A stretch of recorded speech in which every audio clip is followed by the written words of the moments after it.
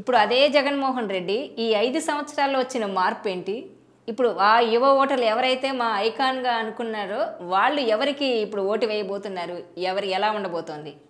ఇప్పుడు చాలా కీలకమైన అంశం ఇది. ఎందుకనంటే జగన్మోహన్ రెడ్డి గారికి ఈ మధ్యకాలంలో ఏ పార్టీకి దక్కనంతటి ప్రజాదరణతోటి 51% ఓట్ బ్యాంకు, 151 స్థానాలతోటి 175 స్థానాలున్న అసెంబ్లీలో 151 స్థానాలతోటి అధికారం కట్టబెట్టిన ప్రజలని పాలకుడిగా దాని పరిపాలనా దక్షతతోటి అద్భుతంగా పరిపాలించే అవకాశం తనకు దక్కినా కూడా దాన్ని సద్వినియోగపరచుకోలేకపోయారు. ఏ వాగ్దానాలని విశ్వసించి ప్రజలు ఆయనకు ఓట్లేశారో ఆ వాగ్దానాలని అమలు దిశగా కనుక ఆయన ప్రయత్నం చేస్తున్నట్టయితే కనీసం అంటే అన్ని వాగ్దానాలను అమలు చేసినా చేయకున్నా ఆయన చిత్తశుద్ధి ప్రదర్శించున్న కనీసం ప్రజల్లో విశ్వాసం మళ్ళీ తిరిగి పొందడానికి ఆస్కారం ఉండేది. ఇవాళ కేంద్ర ప్రభుత్వం దగ్గర ప్రత్యేక హోదా సాధన ఏమైందో తెలియదు. మెగా డిఎస్సి కండక్ట్ చేయడం అనేది 4.5 సంవత్సరాల తర్వాత ఇప్పుడు ఎలక్షన్స్ 70 రోజుల్లోకి వచ్చిన తర్వాత ఎలక్షన్ షెడ్యూల్ విడుదల కాబోతున్న సందర్భంగా ఇప్పుడు ఆ రోజుల్లోనే 25,000 ఖాళీలు ఉన్నాయని చెప్పిన ఉపాధ్యాయ నియామకాలు ఈరోజు కేవలం 6,100 ఉద్యోగాలతోటి ఒక డిఎస్సి కండక్ట్ చేస్తున్న నేపథ్యంలో యువతలో అయితే 100% విశ్వాసం కోల్పోయారు. అదే సందర్భంలో ప్రైవేట్ రంగ పెట్టుబడులు ఆకర్షించలేకపోయారు. ప్రభుత్వ రంగంలో ఉన్న విశాఖ స్టీల్ ప్లాంట్ లాంటి దాన్ని ప్రైవేటైజేషన్ చేస్తుంటే దాన్ని అడ్డుకోవడంలో చిత్తశుద్ధి ప్రదర్శించలేకపోయారు. రాష్ట్రానికి సంబంధించిన పెద్ద పరిశ్రమలు పొరుగు రాష్ట్రాలకు తరలితుంటే వాటిని అడ్డుకునే ప్రయత్నం చేయలేకపోయారు. గత ప్రభుత్వ హయాంలో చేసుకున్న పారిశ్రామిక ఒప్పందాలకి తిలోదకాలు ఇచ్చి చాలా పెట్టుబడులు వేరే రాష్ట్రాలకు తరలితున్నా కూడా వాటిని కాపాడలేకపోయారు. అదే సందర్భంలో పాలకుడు గారి పదవి బాధ్యతలు చేపట్టిన వెంటనే తీసుకున్న పవర్ పర్చేసింగ్ అగ్రిమెంట్లు రద్దు లాంటి కొన్ని విధ్వంసకర నిర్ణయాల పర్యవసానం పెట్టుబడిదారుల విశ్వాసం కోల్పోయింది. ఇటువంటి నేపథ్యంలో యువతలో ఒక రకమైన నైరాశ్యం నెలకొంది. ఆ నైరాశ్యం నెలకొన్న నేపథ్యంలోనే ప్రస్తుతం ఏ యువత అయితే తమ ఓటమికి కీలకంగా దోహదం చేశారో ఏ యువతని తమ పార్టీ నుంచి డిటాచ్ చేసుకోవటం వల్ల జగన్మోహన్ రెడ్డి గారికి అడ్వాంటేజ్గా మారి తమకి మైనస్గా మారారో ఆ యువతని లక్ష్యంగా చేసుకొని నారా లోకేష్ కూడా యువగళం అని చెప్పిన ఒక ఇవాళ తను అంటే ఇక్కడ చంద్రబాబు నాయుడు గారిని జగన్మోహన్ రెడ్డి గారిని పోల్చి చూసినప్పుడు జగన్మోహన్ రెడ్డి గారు 22 సంవత్సరాలు యువకుడు. అదే సందర్భంలో జగన్మోహన్ రెడ్డి గారిని నారా లోకేష్ని పోల్చి చూసినప్పుడు లోకేష్ ఇంకొక 10 సంవత్సరాల వయసులో చిన్నవాడు.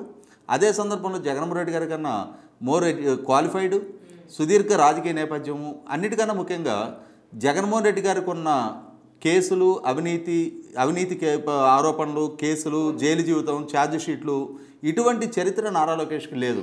ఈ నేపథ్యంలో ఏమైందంటే ఖచ్చితంగా యువతని మళ్ళీ తిరిగి తెలుగుదేశం పార్టీకి అటాచ్ చేయడంలో యువతలో జగన్మోహన్ రెడ్డి గారి మీద పెట్టుకున్న భ్రమలు, రెండోది యువతలో ఒక రకంగా పెరుగుతున్న నైరాశ్యం నేపథ్యంలో వాళ్ళలో ఒక భరోసా నింపడంలో నారా లోకేష్ సక్సెస్ అయ్యాడు. ఇది ప్రధానంగా ఇవాళ వైసీపీ పార్టీకి ఒక సెట్ బ్యాక్గా మారుతుంది. అదే సందర్భంలో ఇంకొక కీలకమైన వర్గం జగన్మోహన్ రెడ్డి గారి గెలుపుకి దోహదం చేసింది మహిళలు.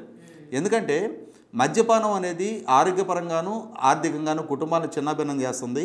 నాకు మీరు ఒక ఛాన్స్ ఇచ్చి అధికారం ఇవ్వండి, నేను 2024 ఎన్నికలకు వెళ్ళేలోగా రాష్ట్రంలో 5 స్టార్ హోటల్స్లో తప్పితే మద్యం అనేది రాష్ట్రంలో కనిపించడమను పూర్తిగా నిషేధిస్తానని చెప్పని వాగ్దానం చేయడం జరిగింది. మద్యపానం వల్ల ఎఫెక్ట్ అవుతున్న కుటుంబాలు ఎవరైతే ఉన్నారో, ఏ కుటుంబాల్లో పురుషులు మద్యపానానికి బానిసయ్యి ఆర్థికంగాను ఆరోగ్యంగాను చిన్నాభిన్నం అవుతున్న కుటుంబాలు ఉన్నాయో ఆ కుటుంబాలకు సంబంధించిన మహిళలు ముఖ్యంగా ఆ కుటుంబానికి సంబంధించిన మహిళలే కాదు, సహజంగా వాళ్ళ బంధుమిత్రులు కూడా ఈ వాగ్దానంతో ఇన్ఫ్లుయెన్స్ అయ్యారు. అయిన నేపథ్యంలోనే జగన్మోహన్ రెడ్డి గారికి మహిళల ఓట్లు చాలా కీలకంగా దోహదం చేసినాయి. ఇవాళ ఇన్ని వర్గాల ఓట్లు యాడ్ అవ్వటం వల్లే ఆయనకి 51% సాధ్యపడింది.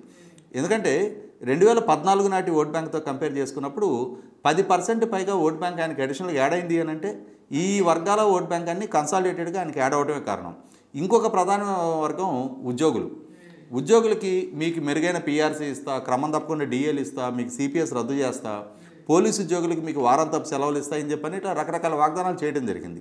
ఈ నేపథ్యంలో లక్షల మంది ప్రభుత్వ ఉద్యోగులు వారి కుటుంబ సభ్యులు కూడా జగన్మోహన్ రెడ్డి గారి పట్ల అట్రాక్ట్ అయ్యారు. అయిన ఇంపాక్ట్ కూడా మనకు ఎట్లా తెలిసింది, ఎన్నికల ఫలితాలు విడుదలైన రోజు 175 నియోజకవర్గాలు ఇంక్లూడింగ్ చంద్రబాబు నాయుడు గారు కంటెస్ట్ చేసిన కుప్పం నియోజకవర్గంలో కూడా పోస్టల్ బ్యాలెట్లు మొత్తం కూడా వైసీపీకి మెజార్టీ రావడం జరిగింది. అంటే ఒక క్లీన్ స్వీప్ లాగా రాష్ట్ర వ్యాప్తంగా శ్రీకాకుళం నుంచి హిందూపూర్ దాకా అన్ని నియోజకవర్గాల్లో కూడా ఉద్యోగులు జగన్మోహన్ రెడ్డి గారి వెనక ర్యాలీ అయ్యారు. ఇవాళ లక్షల మంది ఉద్యోగులు, వారి కుటుంబ సభ్యులు, వాళ్ళ బంధుమిత్రులు, వాళ్ళు చదువుకున్న వాళ్ళు, సమాజంలో అవేర్నెస్ ఉన్న వాళ్ళు, పైగా వాళ్ళు ఇంకా 10 మందిని ప్రభావితం చేయగలిగే పరిజ్ఞానం ఉన్న ఉద్యోగులు జగన్మోహన్ రెడ్డి గారి వెనక ఎప్పుడైతే ర్యాలీ అయ్యారో అది తెలుగుదేశం పార్టీకి మేజర్ సెట్బ్యాక్గా మారింది. ఇటువంటి నేపథ్యంలో ఇవాళ అధికారంలోకి వచ్చిన జగన్మోహన్ రెడ్డి గారు తనకి దక్కిన ఒక్క ఛాన్స్ని ఉపయోగపెట్టుకొని ఆ ఉద్యోగులకు ఇచ్చిన వాగ్దానాలు నెరవేర్చున్నట్టయితే పరిస్థితి వేరుగా ఉండేది.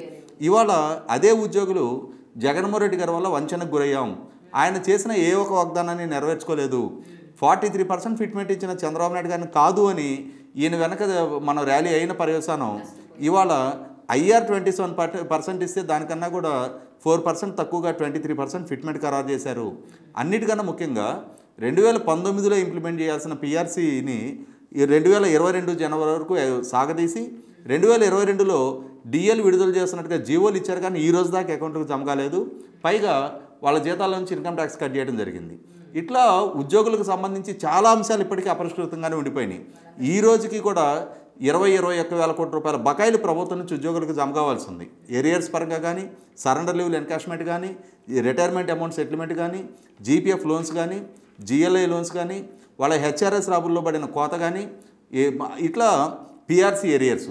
ఇటువంటి నేపథ్యంలో అన్నిటికన్నా ముఖ్యంగా 2023 మార్చి నుంచి ఇప్పటి వరకు ఉద్యోగుల దగ్గర నుంచి CPS కంట్రిబ్యూషన్ 10% కట్ చేస్తున్నారు. కానీ అదే సందర్భంలో దానికి అడిషనల్గా యాడ్ చేయాల్సిన స్టేట్ గవర్నమెంట్ కాంపోనెంట్ 10% ఇప్పటికీ యాడ్ చేయట్లా. అంటే ఉద్యోగులకు సంబంధించిన 10% వాళ్ళ ప్రాణ అకౌంట్కి యాడ్ చేయట్లేదు, స్టేట్ గవర్నమెంట్ 10% ఇప్పటికీ వాళ్ళ ప్రాణ అకౌంట్కి యాడ్ అవ్వట్లా. ఇది అక్యుములేటెడ్గా కొన్ని వేల కోట్ల రూపాయల బడ్డెన్ పెరిగిపోయింది. అదే సందర్భంలో OPS ఉద్యోగులకు సంబంధించి కూడా స్టేట్ గవర్నమెంట్ కాంపోనెంట్ ఇప్పటివరకు యాడ్ అవ్వట్లా.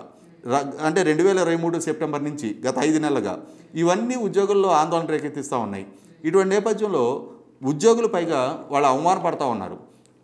మంత్రి హోదాలో ఉన్న బొత్స సత్యనారాయణ గారు ఉద్యోగుల్ని మీరు లౌక్యం ప్రదర్శించాలి, అవసరమైతే కాళ్ళు పుచ్చుకునే లౌక్యం ఉండాలి అని చెప్పని చేసిన వ్యాఖ్యలు ఇది 100కి 100 పాళ్ళు ఇది మా ఆత్మగౌరవాన్ని దెబ్బతీయటమే. ఖచ్చితంగా మేము ప్రభుత్వ ఉద్యోగులం కానీ ప్రభుత్వానికి బానిసలం కాదు అని చెప్పని వాళ్ళ ఉద్యోగులు ఫీల్ అవుతున్నారు అనంటే పోలీసుల చేత వాళ్ళ మీద ప్రయోగిస్తున్న నిర్బంధకాండ, అన్నిటికన్నా ముఖ్యంగా వైసీపీ సోషల్ మీడియా ద్వారా వీళ్ళొక దండగ తిండి తింటున్న వాళ్ళు అన్నట్టుగా ప్రభుత్వానికి పరాణబుక్కులుగా మారిపోయారు, వీళ్ళు ప్రభుత్వానికి గుదిబండలుగా తయారయ్యారు అని చెప్పని సమాజంలో వాళ్ళని కించపరిచే విధంగా చేస్తున్న వ్యతిరేక ప్రచారం పర్యవసానం ఉద్యోగ వర్గాన్ని జగన్మోహన్ రెడ్డి గారు చేజేతులా దూరం చేసుకున్నారు. ఇంకొక ప్రధానమైన వర్గం దళితులు జగన్మోహన్ రెడ్డి గారి పట్ల చాలా హై ఎక్స్పెక్టేషన్ తోటి ఆ రోజు ఆయన మాటలు విశ్వసించి ఆయన వెనక ర్యాలీ అయ్యారు.